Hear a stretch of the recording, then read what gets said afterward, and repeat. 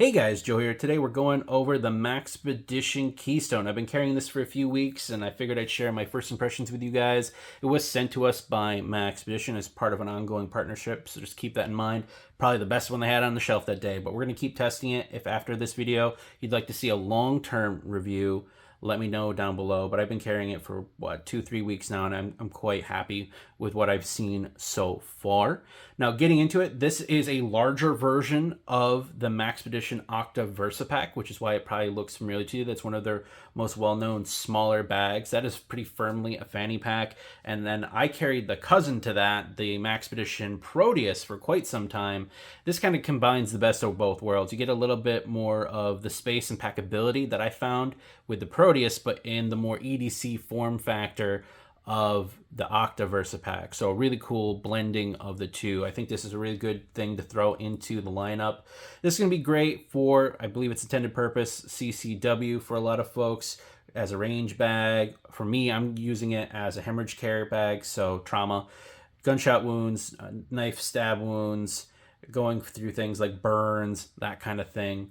It's also going to be good for a grab and go for the trail. If you maybe are a trail runner or anything like that, going to the store, whatever. It holds what you need, but not so much space that you're going to be tempted to overpack it, which I think is a problem with a lot of sling bags. They are too big, and so people put too much stuff in them, and they end up really uncomfortable and cutting into the shoulder since you only got one strap to deal with. It's kind of like a Goldilocks zone of how big you can go and how much you can pack with a sling pack before it really kind of sucks and you want to go with a backpack. And this is kind of in that Goldilocks zone, at least for me. Now, getting into it, compared to the Octa Versipack, I do not have one with me. I just have the Keystone, so I'll put the dimensions down below. The Keystone is definitely bigger than the Octa Versipack, which is definitely welcome space in my opinion. And there is going to be a price difference as well. The Octa Versipack right now on Amazon is $50 to $55, I believe, before tax and shipping. And then the Keystone is a $20 upcharge. We're looking at $70 to $75. And for the extra space and the comfort of the strap and everything, I think the extra $20 is worth it, just in my opinion. But one thing to point out is, at least right now, the Octa Versipack comes in black and their khaki tan color, whereas the Keystone's only coming in black. And that's going to be important for something I'll talk about just in a second. Not a lot of color variability with both of those, unlike the rest of their product line.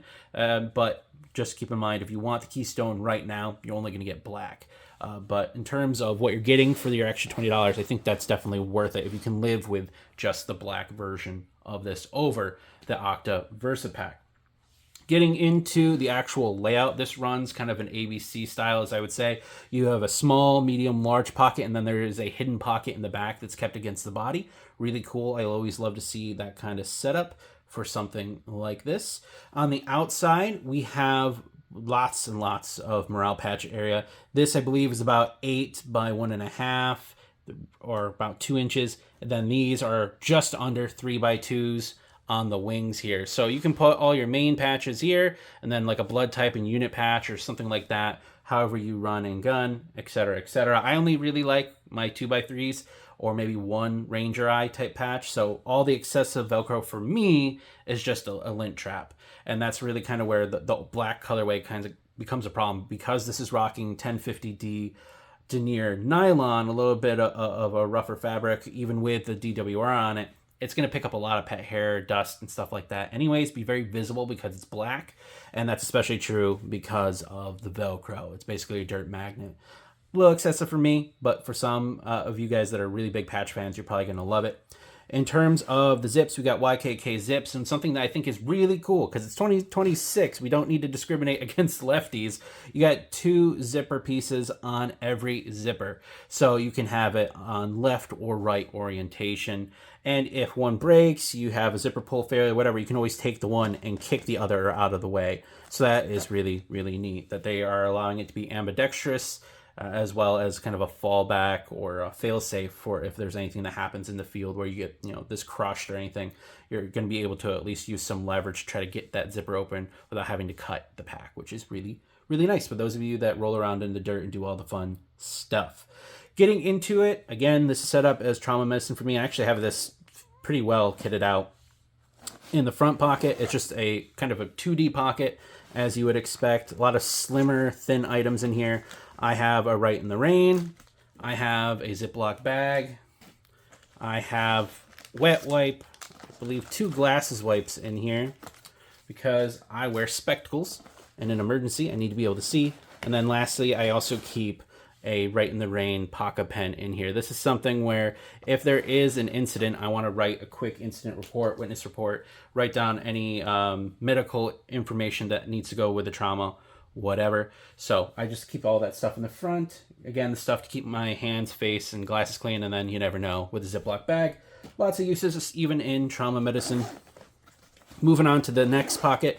This is a little bit more dimension here. You're working with about an inch, inch and a half of dimension. So as long as you keep the stuff thin up here, you can fit quite a bit in here. For me, this is kind of just my extra medical stuff. So the things I'm not necessarily going to need to grab right away, but it's nice to have on me. I have Dedicol and Mastisol on here. If you know what that is, cool. If not, don't worry about it.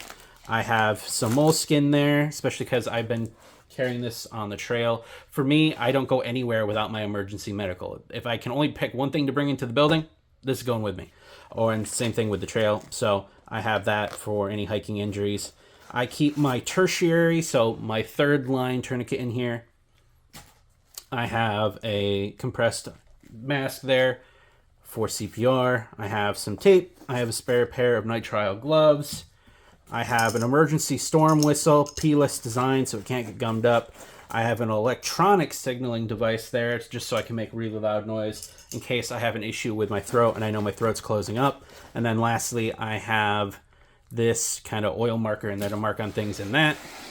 We have a wide open pocket, and then we have a flat pocket in here. And that's kind of where keeping things minimal in the front comes in, because that will take up space in here and then obviously push into this cavity here. So thin items, anything extra to slip in here, and then you can have some more bulky items right there. Again, having 2 zippers, awesome for that setup.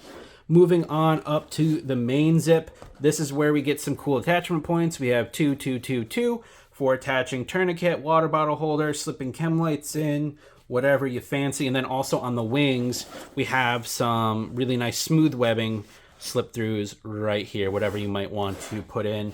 Maybe, you know, a big carabiner for gloves or whatnot. You might want to even slip in a bandana or something. You can do that. Really, really nice to have those attachment points on the top of the fanny pack, because I find a lot of tactical ones keep it on the bottom, and with how I wear it and slip it around, this is what's facing me when I slip it around on my chest, so it's right there for me to grab and go. I don't have to try to blindly grab it from the bottom or anything like that. I really like having that top side, and then having the wing attachment points is pretty cool. Getting into the main compartment, this lid doesn't really want to stay open, which is probably one negative of it that I will talk about later. But if we pop that open, I have 2 tourniquets in here, my primary and my secondary. I prefer the soft tees. That's just my preference. You carry whatever you want to carry. I also have my Raptor Rescues in here. I don't need these. These are super bougie. I just have them. Going on from there, I have radiology gauze. So this is for wound packing, but it has a special strip on it so that it'll show up on an x-ray a lot better than normal gauze. We like to trust that, you know, the surgeons will do their job and get everything out, but you never know. So it's kind of a fail-safe, and I would resort to those first. I have some bleed stop in there. I prefer that combined with gauze than hemostatic gauze. Again, just my preference. Whatever you're trained to use, carry it. I also over here have a compression bandage and some standard gauze for wrapping, or if I need extra wound packing, absolutely can use that. And then in this hidden pocket back here, I have some of these guys. These are Xeroform petroleum dressings. You can use those for chest seals. You can use them for burns. I'm not going to get into the whole drama about chest seals and how they don't actually work here as effectively as most people think. But I carry those instead of chest seals for reasons that I'm educated to know about. I also carry this guy for any hyper issues with hypothermia and whatnot. Carry a mask, also some extra gloves here. And you'll notice my gloves, I carry green and blue. That's just to help with contrast. I prefer green, but under red light, green basically becomes black, so it doesn't really make a difference. So if you're operating in a tactical environment or a nighttime environment, just keep that in mind. Red light will change the color of your gloves in terms of how you perceive it. Now with this empty here, we'll flip this around. You have a main cavity, about an inch, inch and a half cavity. Then you have these little really nice high quality mesh pockets in there, really durable stuff. Those go into the wings, so in here as well. It's not just squared off. That gives you a little bit of extra space if you're going to carry a lot of soft stuff. As you saw, I carried a lot of bulky stuff, so I'm not taking as much advantage of the space as I could. And then we have this kind of secret slip pocket with some soft loop in the back for you to attach anything that is Velcro related. Use your imagination. And then in the back here, we have more of that material. And in here, I just have this Rogan EDC bar. Not particularly something I'm fond of, but it's small enough to fit in there in case I really need to jam in and pry open something, even break like a residential door open. If I have to, I can definitely do it with this if I don't have my primary breaching tools with me. So overall, I think for a quick response bag, this is perfect. This, it'd be great if it was in a brighter color or something that, and again, for EDC purposes, covered up pet hair a little bit more for my intended use case. But overall, it holds everything I need, and I've got a ton of stuff in there I probably don't need. I just have it in there because I have the space to put it in there. So I'm really, really impressed with what it holds, and it's super comfortable because of this wide strap here. I believe, that's 2 inches, and it's really nice and soft stuff. It's not going to eat up your shirt. The back material will, so keep that in mind. But the actual strap itself is nice. And yeah, that's coming at 2 inches. You also have these strap keepers on both sides to keep any flop around. Really great. And then you have this big, big, big buckle. High quality stuff. I believe this is a UTX. Yep, UTX flex buckle there. So these are really great. You're going to have to get really, really cold, I think, to really compromise those or be around certain types of chemical fumes, which you're probably not going to be with this kind of pack. So overall, I would definitely recommend this. If you're into maybe wanting a compact CCW type of off-body setup, I wouldn't carry off-body. That's just me, but it is built for that. This is also something, again, trauma medicine, a quick grab-and-go bag at the range for medical care. Perfect for that. But also, just go into the store. I've walked into the store with this several times. No one bats an eye on it. Obviously, even with the neon green patch there, no one really cares. A lot of people have main character syndrome. They think they're the center of everyone's attention. They're not. This is low key. No one's going to care. This is also good for going out on the trail to carry your EDC stuff up front. And you can even put the water bottle inside here or attach it on the outside. Really great snack bag. Diaper bag for the tacticool dads out there. This fits plenty for diapers, wipes, extra pair of clothes, all that kind of stuff. I think it'd really, really, really great for that as someone who does childcare every single day. I think it'd be perfect for that. So lots of uses. I think for $70, $75, you could definitely waste your money on far inferior bags out there that are in this realm. I think for the durability you're getting from Maxpedition, it being a known quantity with the way they do things, the craftsmanship, their materials, it's pretty solid. This is also something, because it's of the Legacy line, I do believe, you can do with the BOGO event. They do Legacy BOGO events all the time. And that means you can usually buy one, get one, say 50% off or buy one, get one free, depending on the event. So if you wanted to get the Keystone and the versipack, the Octa versipack to compare, you could wait for that event and just get both for the price of probably the most expensive of the two. So you get a free pack out of it, and you get to compare the sizes and go with whatever one you want. Whatever one you don't want, give it to a buddy, give it to a friend. You can also, I would recommend looking at the Proteus from Maxpedition. If you want to get one and buy another just to compare, those two would make a great comparison. Just keep in mind, the Proteus and the Octaverse pack come in more colorways. Right now, this only comes in black, and I really would hope that they change that in the future. I'd love to get this in, say, a green, because I'm a green fiend, whether it's their foliage green or they're just straight up olive green, or to get it in even khaki tan. That would help with the pet hair issue, personally. But for EDC purposes, black goes with everything.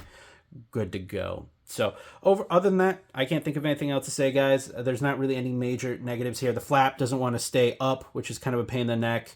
And then the pet hair issue. That's it. That's all I got. So stay safe, stay informed. If you want to see me talk about this in a couple months to a year, we can do a long-term durability review and talk about that. But overall, I'm pretty impressed. So stay safe, stay informed. This is the Maxpedition Keystone. I've quite enjoyed it over the last couple of weeks, and I look forward to carrying it into the future.